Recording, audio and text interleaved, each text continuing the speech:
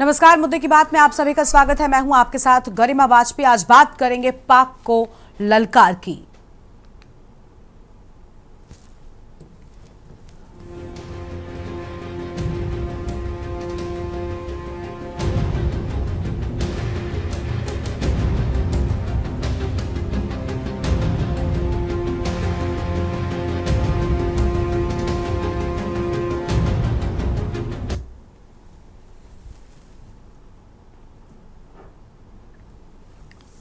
भारत और पाकिस्तान के बढ़ते तनाव के बीच पूरी दुनिया में चिंता बढ़ती जा रही है। दुनिया की महाशक्तियां तनाव कम करने के लिए दोनों पक्षों से लगातार संपर्क में है। इसी बीच G7 ने एक बयान जारी कर दोनों पक्षों से बातचीत करने का आग्रह किया है। दुनिया के 7 सबसे उन्नत अर्थव्यवस्थाओं वाले देशों के समूह G7 ने शुक्रवार को भारत और पाकिस्तान से सीधी बातचीत करने का आग्रह किया है। पहलगाम हमले के बाद भारत और पाकिस्तान में लगातार दुश्मनी बढ़ती ही जा रही है। दोनों देशों के बीच रोजाना हमले हो रहे हैं। दोनों पक्षों की बढ़ती दुश्मनी पर G7 के अहम सदस्य अमेरिका ने यह कहा है कि उसने रचनात्मक वार्ता शुरू करने में मदद की पेशकश की है।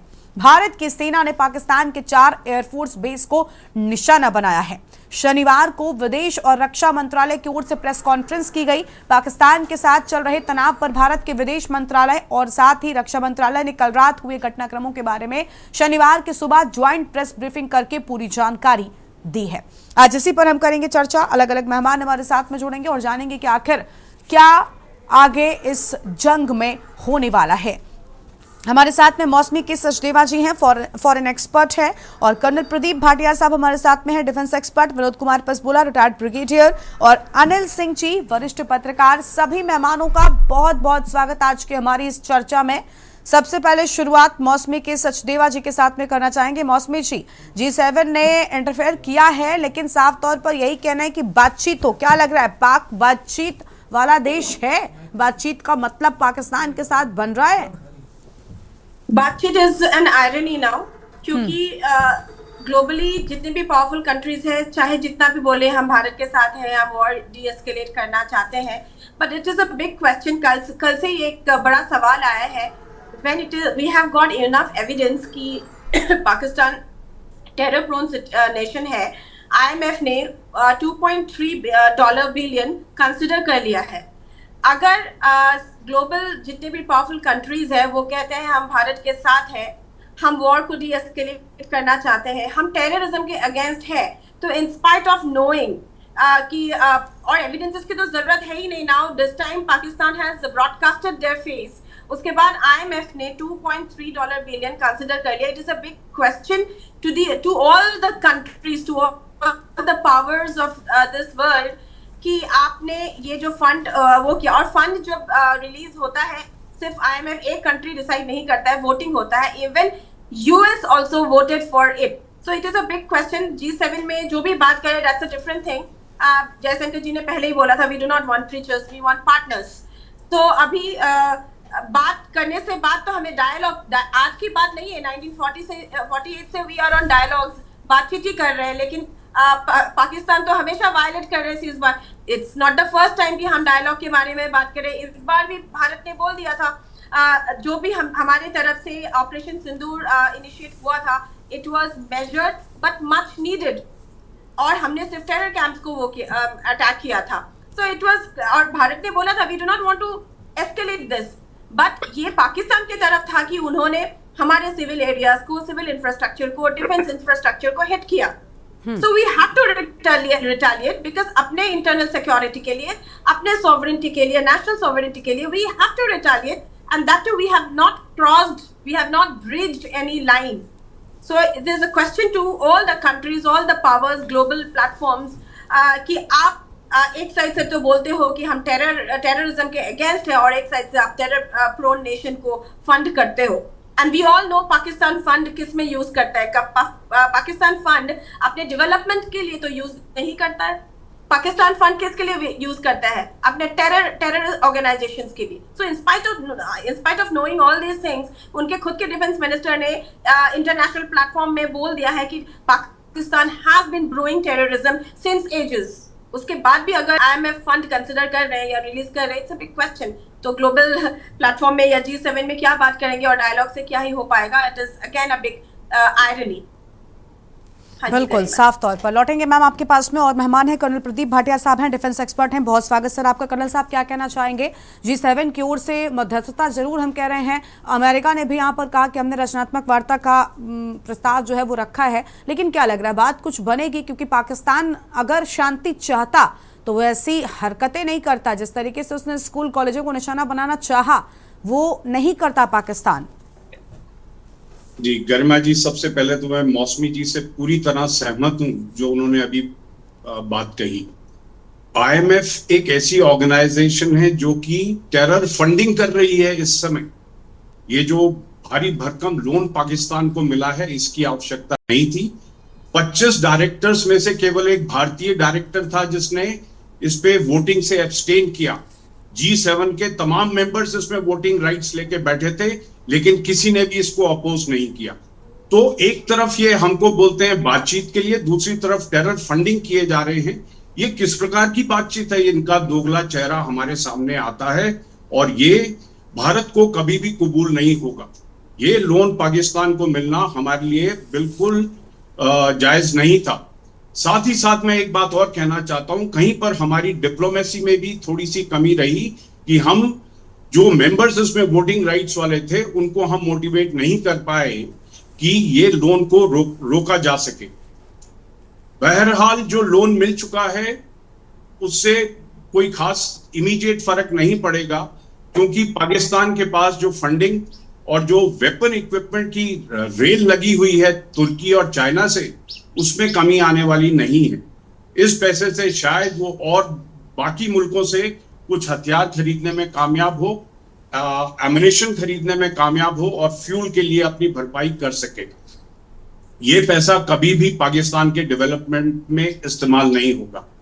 गई रात पाकिस्तान ने एक जो थ्रेशोल्ड, एक रेड लाइन जो इंडिया ने बनाई थी, उसको भी पार किया जब उन्होंने बैलिस्टिक मिसाइल दिल्ली की तरफ फायर किया रात को 1:40 पर, जिसे सिरसा के ऊपर हमारे एडी सिस्टम ने बर्बाद कर दिया। तो अभी वो हद पार हो गई है जिसमें डी एस्केलेशन के चांसेस थे।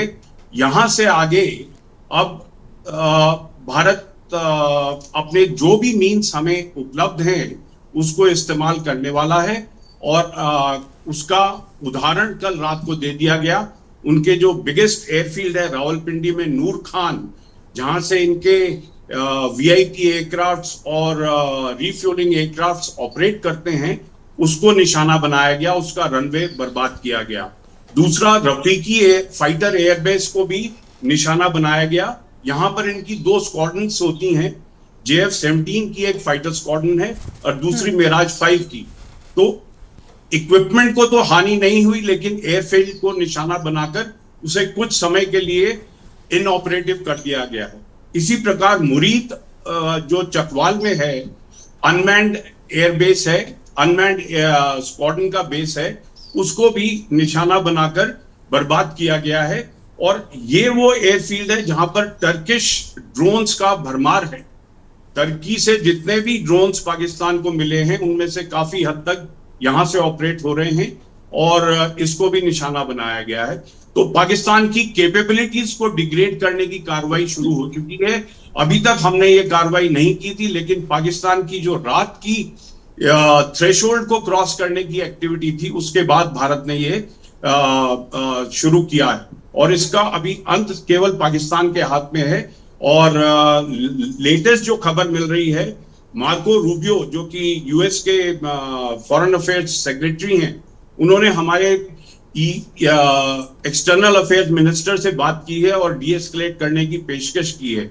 साथ ही साथ उन्होंने आसिफ मुनीर से भी टेलीफोनिक कन्वर्सेशन किया है और मीडिएशन के लिए ऑफर किया है।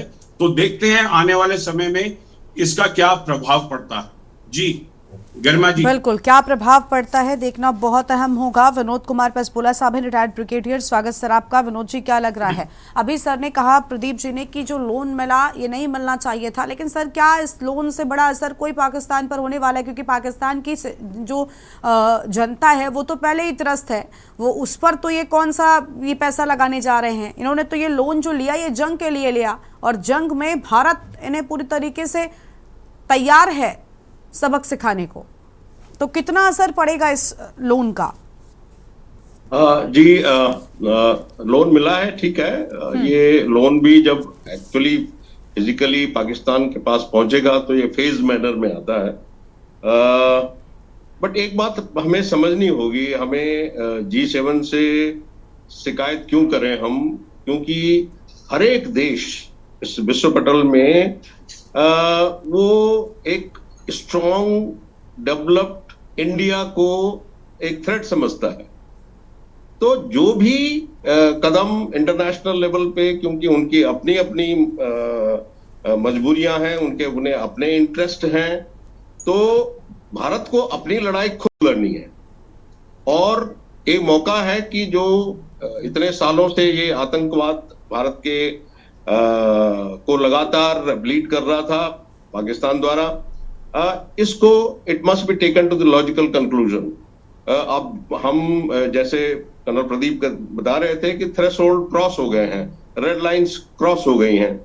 अब जब ऐसी क्रॉस हो गई है तो we have to use our complete resources, all national power is required to be utilised to take it to the logical conclusion.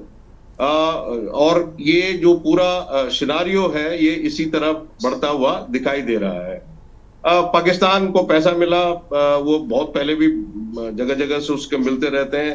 अभी आप देख लीजिए उसके पास जो वेपन सिस्टम है, से उसका एयर डिफेंस सिस्टम जो है उसके पास भी था, हमारे पास भी था।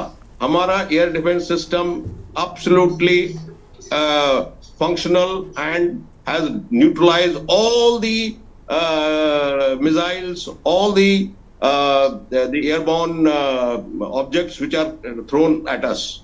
But दूसरी तरफ देखिए कि हमारी जो मिसाइल्स हैं, हमारे जो ड्रोन्स हैं, हमारे जो बॉम्बिंग सिस्टम है, वो प्रिसिशन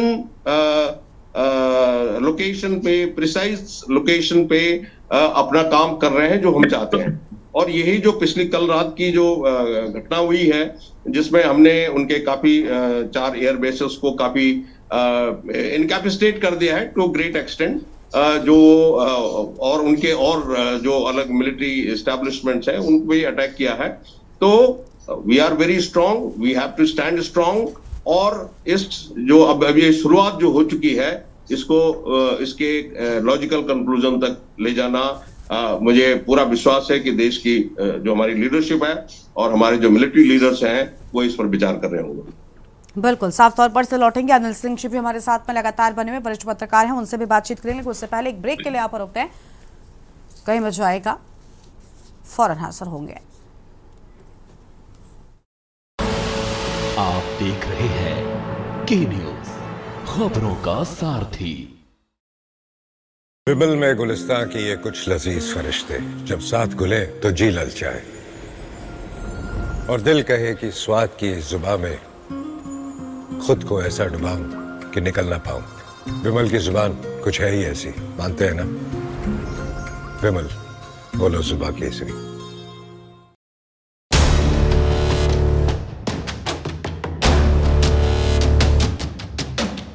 देश के हर गांव, हर शहर उठेगी खबरों की लहर। रोज होगी आपकी बात, जब मैं करूंगी देश की बात। आप देख रहे हैं के न्यूज, खबरों का सारथी।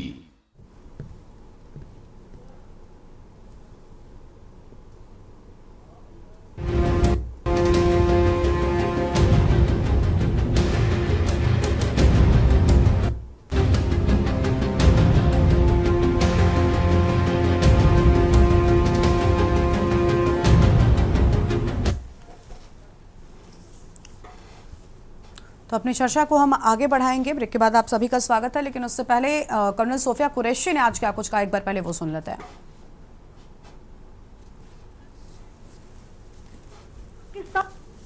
दूर से उड़ान भरने वाले नागरिक विमानों की आड़ लेकर अंतर्राष्ट्रीय हवाई मार्गों का दुरुपयोग किया ताकि वे अपनी गतिविधियां छिपा। ऐसी चालों भारतीय वायु प्रतिरक्षा तंत्र को नागरिक सुरक्षा सुनिश्चित करते हुए संयम के साथ कार्य करने विवश किया।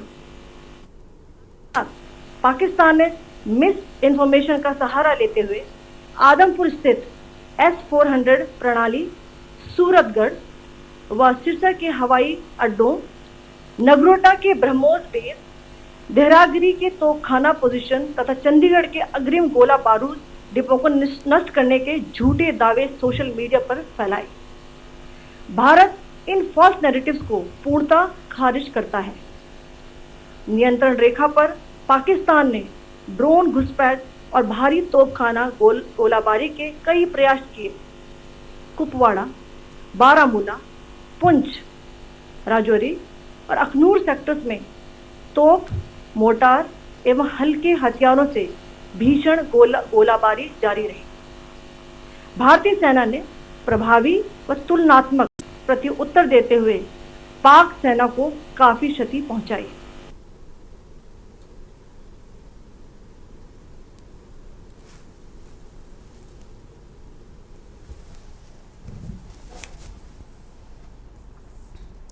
अनिल सिंह जी हमारे साथ में लगातार बने हुए वरिष्ठ पत्रकार हैं। अनिल जी, क्या कहना चाहेंगे? आपने देखा पाक के झूठ को भारतीय सेना ने बेनकाब कर दिया है दुनिया के सामने।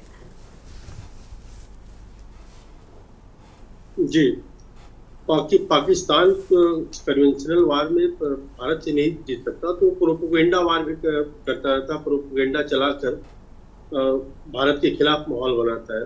अभी उसका असर है कि भारत अभी तक संयम बरता हुआ है। पहले भारत ने सिर्फ आतंकी अड्डों पर कार्रवाई की, लेकिन पाकिस्तान लगातार उसको उठाने की कोशिश कर रहा है और करिए और बातचीत से हल करिए। तरफ IMF से लोन दिलाने में अमेरिका का पूरा रोल है। वो नहीं चाहता है कि कम से कम इस क्षेत्र में भारत का 85% जब तक नहीं होता है लोन सैंक्शन नहीं किया जा सकता।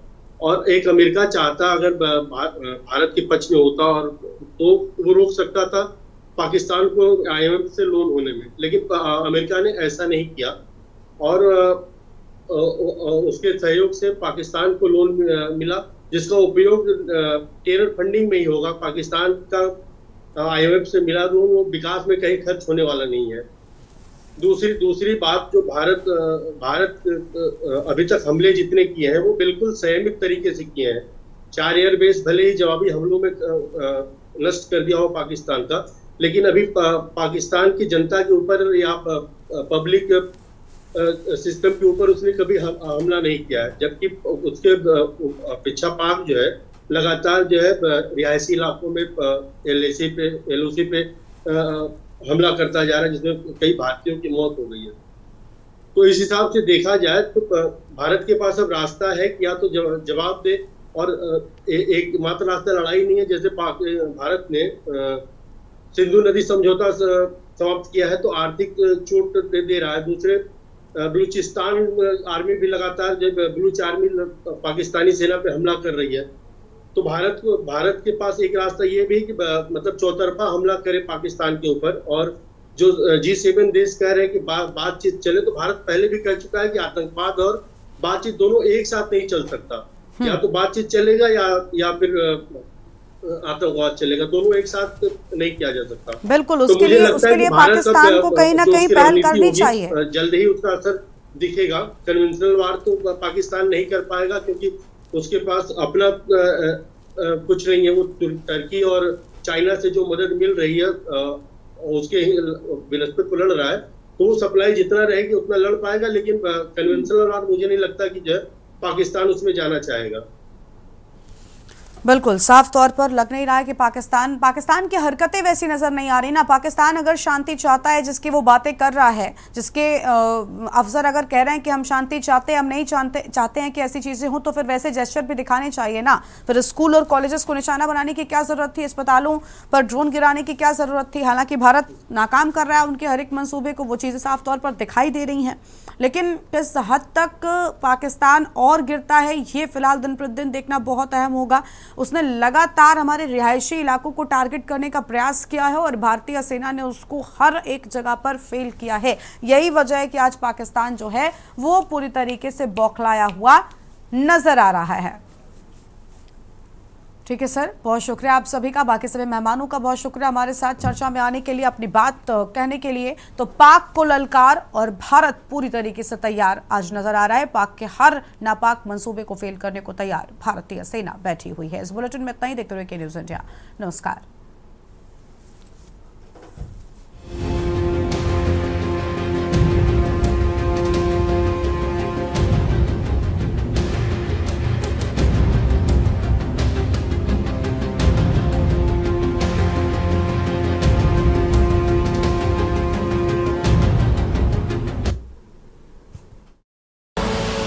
आप देख रहे हैं के न्यूज़, खबरों का सारथी।